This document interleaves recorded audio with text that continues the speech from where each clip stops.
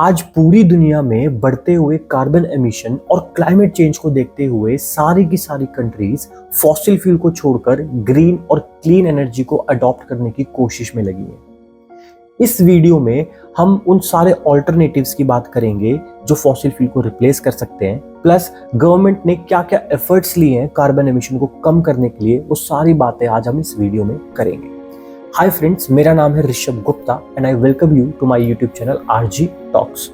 हमारे चैनल को सब्सक्राइब करें, वीडियो को लाइक करें, बेल आइकन को जरूर दबाएं ताकि आपको लेटेस्ट अपडेट मिलते रहें। इससे हमें मोटिवेशन मिलती है कि हम आपके लिए नया नया कंटेंट लाते रहें। तो चलिए शुरू करते हैं।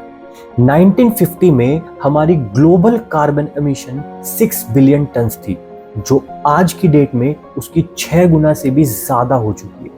इस बढ़ती हुई कार्बन एमिशन और क्लाइमेट चेंज को देखते हुए वर्ल्ड की 197 कंट्रीज ने 2015 में एक एग्रीमेंट साइन किया, जिसको बोलते हैं पेरिस एग्रीमेंट, और प्लेज ली कि हम अपनी अपनी कंट्रीज में कार्बन एमिशन को कम करने की कोशिश करेंगे, प्लस ग्लोबल वार्मिंग की वजह से होने वाले टेम्परेचर राइज को 1.5 डिग्री सेल्सियस से ऊपर नहीं जाने देंगे, और एक डेंजर टेम्परेचर लिमिट भी सेट करी 2 डिग्री सेल्सियस की, जिससे ऊपर हम किसी भी हालत में नहीं जा सकते, नहीं तो रिजल्ट्स बहुत कैटास्ट्रोफिक भी हो सकते हैं। अब बात करते हैं उन ऑल्टरनेटिव्स की जो फॉसिल फ्यूल को रिप्लेस कर सकते हैं। Solar energy, wind energy, hydro energy, nuclear energy, bio energy, hydrogen fuel, there are many. इन सब का फायदा क्या है?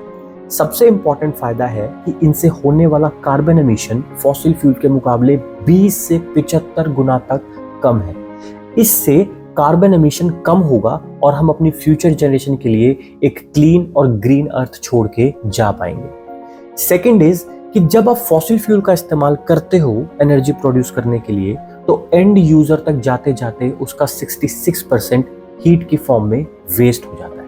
यानी अगर आज मुझे 100 यूनिट चाहिए तो पीछे पावर प्लांट में 300 यूनिट प्रोड्यूस करनी पड़ेगी। ऑन दी अदर हैंड, अगर आप रिन्यूएबल सोर्सेज ऑफ एनर्जी का यूज करते हो तो वहां पर एनर्जी लॉसेस बहुत कम है इसके कंपैरिजन में, जिसकी वजह से हमारी ग्लोबल जो एनर्जी की रिक्वायरमेंट होती है वो कम हो जाएगी। तीसरा बेनिफिट ये है कि सन, वाटर, विंड ये नेवर एंडिंग और क्लीन सोर्स ऑफ एनर्जी। अब फायदे तो समझ में आ गए, ये देखते हैं कि हमने आज तक इनको कितना इंप्लीमेंट करा है। अगर 1990 की बात करूं तो हमारी ग्लोबल एनर्जी प्रोडक्शन का 6.4% रिन्यूएबल सोर्सेज ऑफ एनर्जी से प्रोड्यूस हुआ था। आज की डेट में लास्ट ईयर 2022 में हमारी जितनी भी एनुअल एनर्जी प्रोड्यूस हुई थी उसका 16% ही रिन्यूएबल सोर्सेज ऑफ एनर्जी से प्रोड्यूस हुआ था। तो 32 ईयर्स में केवल 10% का जंप। इतना कम क्यों? देखिए, हम एनर्जी को मेजरली 3 फॉर्म में यूज करते हैं। सबसे पहला है हीट, जो हमारी ग्लोबल एनर्जी का 50% शेयर कवर करता है। आप कोई भी इंडस्ट्री ले लो, चाहे वो स्टील हो, सीमेंट हो, इलेक्ट्रॉनिक्स हो, सब में हीट का इस्तेमाल होता है। डोमेस्टिकली भी पानी गर्म करने के लिए, कुकिंग के लिए, घरों को गर्म रखने के लिए हीट का इस्तेमाल होता ही होता है।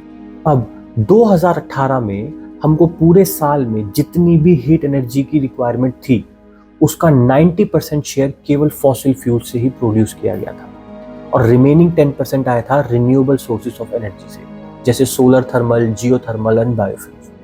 अब ये जो सोर्सेज ऑफ एनर्जी है ये इतने रिलायबल नहीं है कि वो फॉसिल फ्यूल को रिप्लेस कर सके। So what is the solution?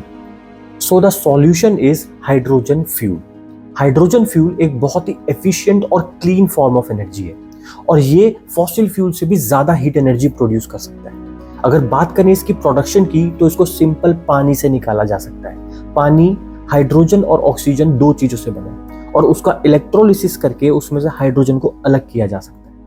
And the good part is कि इसको यूज करने के बाद वाटर ही एज अ वेस्ट प्रोडक्ट मिलता है, which means no carbon emission. So the question is कि हमने फॉसिल फ्यूल को अभी तक हाइड्रोजन फ्यूल से रिप्लेस क्यों नहीं किया? इसमें कुछ प्रॉब्लम्स है।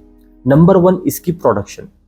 अगर वाटर के इलेक्ट्रोलिसिस से इसको हम निकालते हैं तो ये पूरा प्रोसेस काफी एक्सपेंसिव पड़ता है compare to other sources of energy. Second problem आती है इसके स्टोरेज में। हाइड्रोजन मॉलिक्यूल साइज में बहुत छोटा होता है, जिसकी वजह से इसके लीक होने के चांसेस हमेशा बने रहते हैं। प्लस ये गैसियस स्टेट में नॉर्मली अवेलेबल होता है, तो तो अगर इसको लिक्विड फॉर्म में कन्वर्ट करके कहीं एक जगह से दूसरी जगह ट्रांसफर करना हो तो उसमें भी काफी एक्सपेंस आता है। तो जब तक इस पे रिसर्च और डेवलपमेंट के साथ ये इकोनॉमिकल नहीं होता, इसकी स्टोरेज और प्रोडक्शन सॉर्ट आउट नहीं होती, तब तक हम इसको मास लेवल पर यूज नहीं कर सकते।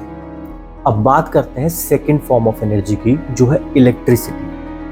And the good news is कि हम वर्ल्ड वाइड जितनी भी इलेक्ट्रिसिटी प्रोड्यूस करते हैं आज की डेट में, उसका 30% share renewable sources of energy से प्रोड्यूस किया जाता है। एंड एक्स्ट्रा 10% हम न्यूक्लियर एनर्जी से प्रोड्यूस करते हैं, जो अपने आप में काफी क्लीन फॉर्म ऑफ एनर्जी है। मींस 40% टारगेट अचीव हो चुका है। एंड हम 2050 में इस परसेंटेज को 85 से 100 तक लेने का टारगेट कर रहे हैं, जो कि पॉसिबल भी है। अब देखिए, हमारी पूरी दुनिया में 1.4 बिलियन से भी ज्यादा कार्स हैं, 700 मिलियन से भी ज्यादा बाइक्स हैं। तो अगर मैं सारी व्हीकल्स को भी काउंट करूं तो ये नंबर 3 बिलियन से भी ज्यादा पहुंच जाएगा। और इस 3 बिलियन में केवल 26 मिलियन ही इलेक्ट्रिक व्हीकल अवेलेबल है, और हाइड्रोजन फ्यूल पर चलने वाली व्हीकल्स तो मुश्किल से 30 से 40 हजार ही है। अकॉर्डिंग टू वन एस्टिमेट, अगर हमें फॉसिल फ्यूल पर रन करने वाली कार को रिप्लेस करना है ईवीज और हाइड्रोजन फ्यूल पर रन करने वाली कार से, तो इसमें मिनिमम 25 to 30 ईयर्स लगेंगे। इन तीनों फॉर्म ऑफ एनर्जी को स्टडी करके आपको ये तो समझ में आ गया होगा कि हमें इलेक्ट्रिसिटी में सबसे ज्यादा सक्सेस मिली। अब अगर बाकी फॉर्म्स ऑफ एनर्जी में भी हमें अपने रिन्यूएबल सोर्सेज की परसेंटेज को बढ़ाना है, तो वहां पर भी हमें चीजों को इलेक्ट्रीफाई करना पड़ेगा। क्लीन इलेक्ट्रिसिटी को यूज करना पड़ेगा हीट प्रोडक्शन में, और ट्रांसपोर्टेशन में भी ईवीज पर चलने वाली कार और हाइड्रोजन फ्यूल पर चलने वाली कार को जल्दी से जल्दी प्रमोट करना पड़ेगा। तो अब बात करते हैं इन ग्रीन एनर्जी सोर्सेज के कुछ प्रोस एंड कॉन्स की। हमारी धरती हर घंटे सूरज से 430 quintillion joules of energy receive करती है, जो कि हमारी पूरे साल की इलेक्ट्रिसिटी रिक्वायरमेंट को फुलफिल करने के लिए इनफ है।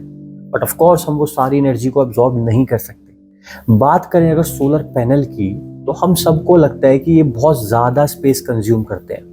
बट द फैक्ट इज, अगर हम पूरी दुनिया के लैंड एरिया का 0.3% केवल सोलर पार्क से कवर कर दें, तो ये हमारी करंट इलेक्ट्रिसिटी नीड को फुलफिल कर सकता है पूरे साल भर। पहला सोलर पैनल जो 1954 में बना था सिलिकॉन से, उसकी एफिशिएंसी केवल 6% थी। और अगर आज की बात करें तो हमारे पास ऐसे सोलर पैनल भी हैं जिनकी एफिशिएंसी 40% तक पहुंच चुकी है। हालांकि वो बहुत एक्सपेंसिव है, इसलिए हम 20% एफिशिएंसी वाले सोलर पैनल ही आज की डेट में यूज कर रहे हैं। अगर टाइम के साथ धीरे धीरे ये 40% एफिशिएंसी वाले सोलर पैनल भी इकोनॉमिकल हो जाते हैं, तो हमारी स्पेस रिक्वायरमेंट भी आधी रह जाएगी। And the good news is कि सोलर पैनल की जो कॉस्ट है वो पिछले 10 सालों में 80% से भी कम आ चुकी है। कुछ टेक्नोलॉजिकल एडवांसमेंट के चलते चलते अब हम transparent solar panel plus solar paint बनाने की भी कोशिश कर रहे हैं, जिससे हम अपनी विंडोज में भी सोलर पैनल लगा सकें, और जो हमारी बाहर वॉल्स होती हैं उन पर भी सोलर पेंट करके उनसे इलेक्ट्रिसिटी कलेक्ट कर सकते हैं। अब बात करते हैं विंड एनर्जी की। पहले हम विंड मिल केवल ऐसे लैंड एरियाज में लगाते थे जहां पर विंड का फ्लो काफी अच्छा होता था, पर अगर विंड एनर्जी की बात करें तो वो समुद्र के ऊपर काफी अच्छी होती है, क्योंकि वहां पर कोई भी रिस्ट्रिक्शन या ऑब्स्टेकल नहीं होती। तो अब हमने विंड मिल को समुद्र के अंदर भी लगाना शुरू कर दिया है, जिसको ऑफशोर विंड मिल कहा जाता है। अब बात करते हैं वर्ल्ड की one of the cleanest and most efficient source of energy की, जिसे बोलते हैं न्यूक्लियर एनर्जी। न्यूक्लियर फ्यूल की एनर्जी डेंसिटी इतनी ज्यादा होती है कि एक बॉल के साइज के मटेरियल से हम एक इंसान की पूरी लाइफ की एनर्जी रिक्वायरमेंट को फुलफिल कर सकते हैं। बट फिर भी nuclear fuel most of the countries में इतनी पॉपुलर चॉइस नहीं है। ऐसा इसलिए है कि अगर किसी भी कमी की वजह से इसमें एक्सप्लोजन हो जाए, तो इससे नुकसान केवल उस मोमेंट पर नहीं होता, बल्कि आगे आने वाले कई डिकेड्स तक होता रहता है।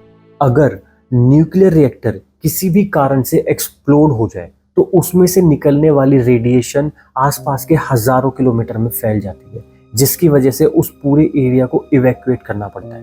क्योंकि अगर कोई भी इंसान उस जगह रुकेगा, तो या तो वो रेडिएशन से मरेगा टाइम के साथ साथ, या फिर जो उसमें आगे आने वाली जनरेशन है वो उनमें कुछ ना कुछ बर्थ डिफेक्ट मिलेंगे। अगर आप न्यूक्लियर एनर्जी से होने वाले नुकसान के बारे में पढ़ना चाहते हैं तो आप चेरनोबिल इंसिडेंट के बारे में भी नेट पे सर्च कर सकते हैं। पर न्यूक्लियर एनर्जी पर अलग अलग कंट्रीज का अपना अलग अलग स्टैंड है। फॉर एग्जाम्पल, जर्मनी ने 580 बिलियन US डॉलर स्पेंड करे रिन्यूएबल सोर्स ऑफ एनर्जी पर, और वो अपनी एनर्जी का 41% ही केवल रिन्यूएबल सोर्सेज से फुलफिल करता है। और बात करें अगर फ्रांस की, तो उसने इससे आधे पैसे लगाए और वो अपनी पूरी एनर्जी रिक्वायरमेंट का 75% केवल न्यूक्लियर रिएक्टर से ही फुलफिल करता है। अब बात करते हैं इसकी कुछ नेगेटिव साइड्स की। अगर सोलर एनर्जी की बात करूं तो ये अपने पूरे लाइफ स्पेन के मुश्किल से 13 to 15% टाइम ही अपनी पीक कैपेसिटी पे काम करते हैं, क्योंकि ये रात को काम नहीं कर सकते। प्लस अगर कोई क्लाउडी और रेनी सीजन है उसमें भी इनकी एफिशिएंसी काफ़ी कम हो जाती है। अगर विंड एनर्जी की बात करूं तो ये कंजस्टेड एरिया में नहीं लगाए जा सकते, इनके लिए हमेशा एक ओपन एरिया ही चाहिए होता है जहां पर विंड का फ्लो अच्छा हो। हाइड्रो पावर की बात करूं तो डेजर्ट एरिया या ऐसी कोई भी कंट्री जहां पर नदी और पानी के सोर्सेज बहुत कम है, वहां पर हाइड्रो पावर जनरेट करना मुश्किल है। अब अगर बात करें न्यूक्लियर एनर्जी की, तो आपको हमेशा इसको रिमोट प्लेसेस में लगाना पड़ेगा, ताकि अगर इससे कोई हार्मफुल रेडिएशन निकले तो उससे आसपास के लोगों को कोई नुकसान ना हो। तो चलिए, ये तो हो गए कुछ प्लस और माइनस इन एनर्जी सोर्सेज के बारे में। इन ऑल इनके फायदे बहुत ज़्यादा हैं और नुकसान बहुत कम। अगर धीरे धीरे इनमें और रिसर्च और डेवलपमेंट करी जाए तो इनकी एफिशिएंसी को बेटर किया जा सकता है और रिस्क फैक्टर को दूर किया जा सकता है और फॉसिल फ्यूल को जल्द से जल्द रिप्लेस किया जा सकता है। तो चलिए, ये तो बात हो गई ग्रीन सोर्सेज ऑफ एनर्जी के बारे में। अब बात करते हैं कि कौन कौन सी कंट्रीज हैं जो रिन्यूएबल सोर्सेज ऑफ एनर्जी का यूज करने में सबसे आगे हैं। तो अगर आप इस चार्ट को देखोगे तो पता चलेगा कि चाइना सबसे ज्यादा रिन्यूएबल सोर्सेज को यूज करता है। एक्चुअली पूरे वर्ल्ड में जितनी भी एनर्जी रिन्यूएबल सोर्सेज से प्रोड्यूस करी जाती है उसका ऑलमोस्ट 40% केवल चाइना ही प्रोड्यूस करता है। अगर बात करें इंडिया की, तो इंडिया भी इस लिस्ट में 4th रैंक पर है, और अब इंडिया ने भी इस फील्ड में बहुत तेजी से काम करना शुरू कर दिया है। अगर बात करें सोलर पावर की, तो वर्ल्ड के 3 सबसे बड़े सोलर पार्क में से 2 इंडिया में ही है। 1st रैंक पर है राजस्थान के जोधपुर डिस्ट्रिक्ट का बदला सोलर पार्क, और 3rd रैंक पर भी इंडिया के ही कर्नाटक में लगा हुआ एक सोलर पार्क है। इससे पता चलता है कि अब इंडिया भी बहुत तेजी से फॉसिल फ्यूल्स को पीछे छोड़कर रिन्यूएबल सोर्सेज ऑफ एनर्जी की तरफ मूव कर रहा है। So what is the conclusion? देखिए, हमारे पास बहुत सारे ग्रीन सोर्सेज ऑफ एनर्जी है, पर हम किसी एक पर डिपेंड नहीं कर सकते। हमें जियोग्राफिकल लोकेशन के हिसाब से जहां पर जो भी सोर्स ऑफ एनर्जी फिट बैठे उसको यूज करना होगा, जिससे हम जल्द से जल्द अपनी फॉसिल फ्यूल पर डिपेंडेंसी को कम कर सकें। अगर मैं आपके और मेरे जैसे नॉर्मल लोगों की बात करूं तो हम सोलर एनर्जी को अडॉप्ट कर सकते हैं, क्योंकि इससे हमें बहुत फायदे हैं। देखो, माना कि इनिशियली सोलर एनर्जी को लगाने में काफ़ी पैसा लगता है, लेकिन इनकी लाइफ स्पैन 20 से 25 साल तक की आराम से होती है, और आपने इसमें जितना भी पैसा इन्वेस्ट करा होगा वो स्टार्टिंग के 5 से 7 साल में रिकवर हो जाता है, और उसके बाद आप अगले 20 साल तक totally free of cost energy को यूटिलाइज कर सकते हैं। प्लस अब किसी भी गवर्नमेंट को अपने कंट्री की रिक्वायरमेंट को फुलफिल करने के लिए कम इलेक्ट्रिसिटी पैदा करनी पड़ी। नेक्स्ट इज हाइड्रोजन फ्यूल पर इंटेंसिव रिसर्च की जरूरत है, ताकि ये हमारी हीट एनर्जी की रिक्वायरमेंट को फुलफिल कर सके और हमारी डिपेंडेंसी फॉसिल फ्यूल पर कम हो। So this was all from my side friends. आप अपने व्यूज़ कमेंट बॉक्स में ज़रूर लिखें। अगर आपको ये वीडियो पसंद आई हो तो इसे लाइक करें, चैनल को सब्सक्राइब करें और वीडियो को ज़्यादा से ज़्यादा शेयर करें। और मैं मिलूंगा आपको अपनी अगली वीडियो में। जय हिंद, गुड बाय।